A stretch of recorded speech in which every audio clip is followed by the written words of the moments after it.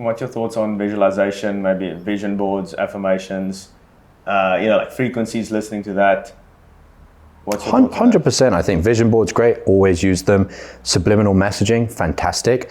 But those are actually the easy things. And your life changes not necessarily based on how much activities you do. It changes based on the delta, which means the gap between what your usual activities would be and what your new activities would be. In other words, you can't just keep doing more of a bunch of different things and think your results are going to go like this. You have to look for those inflection points. And so the reason I say this is, if you write a beautiful vision board and you listen to subliminal messaging and you do hypnosis and you do meditation, but you still hang around with your old friend group, nothing's going to change.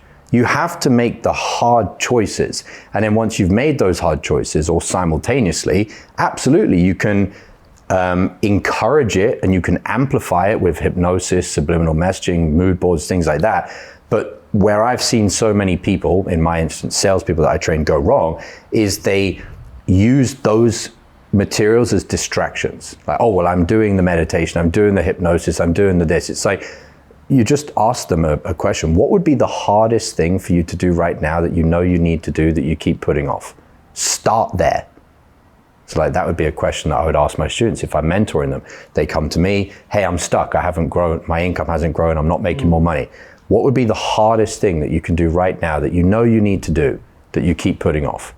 They're never going to say, listen to subliminal messaging or do some hypnosis or, I've been really putting off my vision board. That's never going to be the answer. So you've got to go towards the pain. You've got to go towards the hardships. Yeah, Carl Jung said something very cool. It's like, where your fear is, there is your task. Yeah, that's 100%. That's really cool. Another thing, because I love Carl Jung. He says, what you most want to find will be found where you least want to look. Start there. That's definitely something for people to to ponder about. Yeah, like I'm thinking while I'm trying to compile my questions here, and what would you say? I mean, you're obviously speaking with a lot of people coming up, especially in closing. Is there like an 80-20 when it comes to the things that people who start out like struggle with doing or converting or changing? What would you say is the majority of problems that, or let's just say if you had to pick one, what is the main thing that people struggle with starting out and closing? Mastering their state. So they'll turn up to a sales call, they're in scarcity. They'll turn up to a sales call, they're anxious. They'll turn up to a sales call, they've had a fight with their girlfriend. They're not concentrating. Being able to actually control the state that you're in moment to moment is the 99-1, not the 80-20. It's like, if you just do that, everything else is going to fall into place from there. I'm not saying it's easy. There's still other things you have to do, but that is where things start going downhill and you're rolling. You've got momentum. If you cannot control your state, even if you were listening to a great podcast, reading a great book, hearing great material, if you're in a bad state, you're not going to implement those things. You're not going to be sustained to actually continue to put in the work. And if it's interacting with other human beings, the result that you get from implementing some sales tactic when you're in a bad emotional state is going to be basically zero. So mastering your internal state is the key to everything. How do you go about helping someone do that? Or is that something that they have to sort of figure out for themselves? That's the $1 million question. Okay, fair enough. No, we can go into the basics. So the first thing to master your internal state, I said it before, but this is in specifics, is awareness. You have to be able to bring awareness to your current emotional state. And so literally I'll get my members to sit there and say, how do you feel right now? What are you thinking about right now? What's going on in your head? And bringing that awareness to where you're at right now, you then write those things down.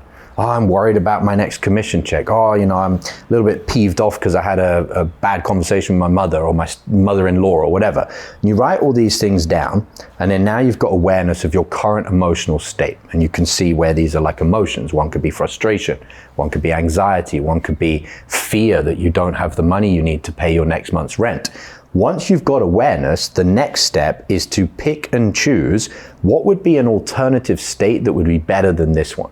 So if you're in scarcity and you're in fear, Is that going to serve you on a sales call? Of course it's not. Your prospects are going to feel that. You're not going to be able to implement we call it your highest faculties, so the best version of you to listen, to concentrate, to ask better questions, to truly tune into the prospect.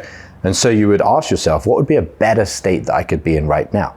And if you just bring your awareness from where am I right now in my emotional state and what would be better, you're already going to start shifting your neurophysiology, which is literally your nervous system. Your physical body, your posture will change, your voice will deepen, your eyes will sharpen, your breathing will slow down, it will get deeper, it will go down lower into your body. Your whole physiology will change simply by just being aware of your state. So that's the first step. I think that is, I believe heavily also in like a self-transcendence worksheet, or I call it Ideal Self Manifesto. And that's something I really focused on heavily in the beginning, is especially trying to, as I said, fake it till you make it, but like faking courage in a courageful moment, that like that is courage, right? Exactly. And I realized when I tried to like, not kill off myself I didn't want to become, but like after a while I realized all that's left now is the version I was faking. So that means that's who I am now. Exactly. And that means that you can forge your own reality. 100%. Yeah. Would you say that's where the power of mentorship came in? Or let's put it like this: how did you go about seeking the mentor that helped you so much? So I did come across my mentor through the company that I was first working for. So that was somewhat coincidental, but going back to the story at the start, I didn't know this co-founder existed. Even though I was in the company, he was on the back end of the company. He was not in the front of the marketing. He was completely off the radar. I didn't know he existed until I had that date with that girl. She told me girls like me don't date guys like you. I said, I'm going to get rich. And the next day I get a text message from the other co-founder. Would you like to learn sales? I'm going to introduce you to my secret co-founder that nobody else knew existed. And all of a sudden I meet my underground mentor. Now at that point, obviously I had to start making him money, because otherwise he wasn't going to mentor me for free.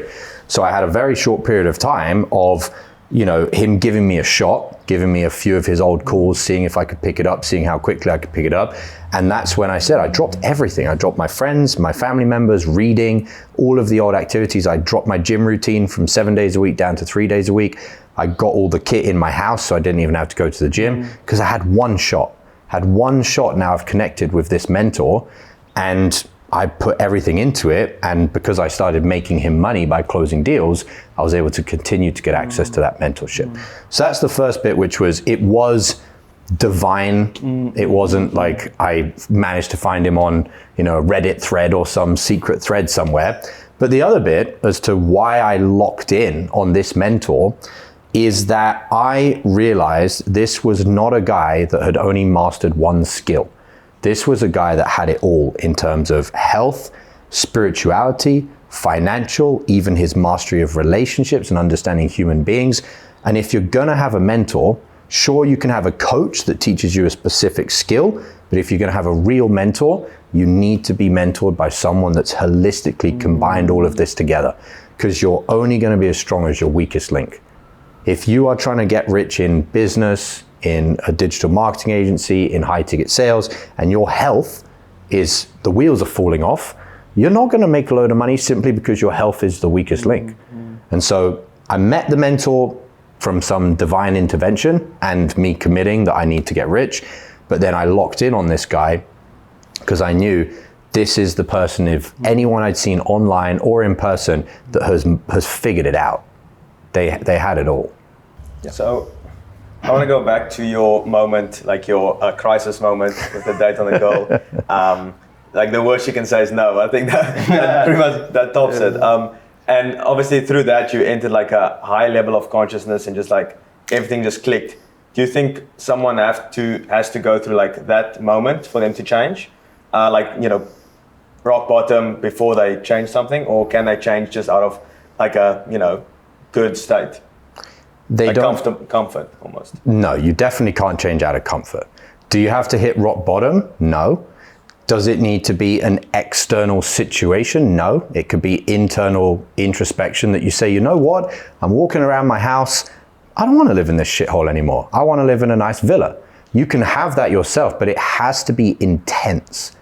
It can be self-created, it can be externally driven, but if it's like, it would be nice to get richer, it would be nice, it would be all right, fine if it happens, fine if it doesn't happen, you are not gonna have the commitment level to, number one, manifest the divine opportunities of finding the mentor, finding the trainer, you know, in high ticket sales, finding a good offer. That's never going to happen to you. But on top of that, you are not going to have the identity density for you to even get through the work that now needs to start, because making the decision is just making the decision. You haven't actually done any work yet. And so that decision has to be deep. It has to be deep inside your soul, or when you actually start doing the work, you'll quit before you've even started.